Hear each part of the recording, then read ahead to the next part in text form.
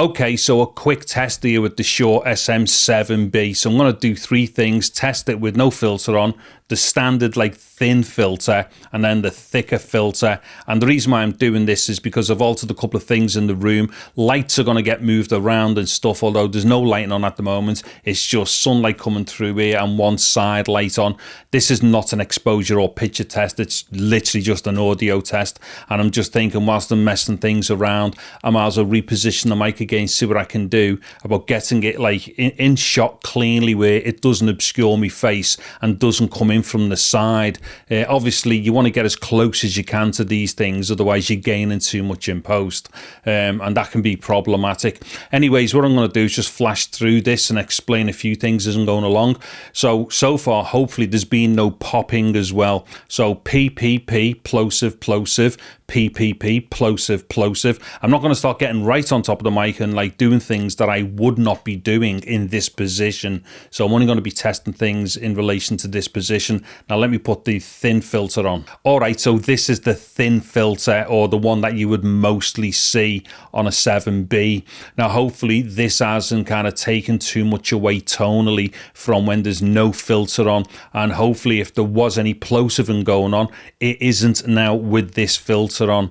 Anyways, the positioning of the mic, because it may not be dead obvious on the screen there on the playback, it's angled up, so the microphone's kind of pointing here, sort of me throat chin area. That's where the mic's pointing. I'm hoping that that picks up a little bit more presence, because obviously a lot of that low stuff radiates from your chest and this area here. So hopefully the mic is picking up a bit of that, because it is a fair distance away, although it does look close out of it. The microphone, that's a problem with this position as well, hitting the stand. Now the thing is, although it does look like it's close, this is not the close. This is not like the close position that most people use a 7B in. However, I'm trying to do this in such a way where I don't obscure my face, and that's not for vanity purposes. That's just because when you're doing stuff talking to camera, people like to see your mouth move. So if you obscure things like your mouth as you're talking, people I think it becomes a little bit jarring for them. So if you're gonna have a mic in shot, just make sure your face is clearly seen as well, just because that psychological thing where people look at, like, you know, your lips flapping about and the sound that they're hearing. Anyway, let me go to the larger filter. Okay, so this is now the big filter. So PPP, plosive, plosive, PPP, plosive.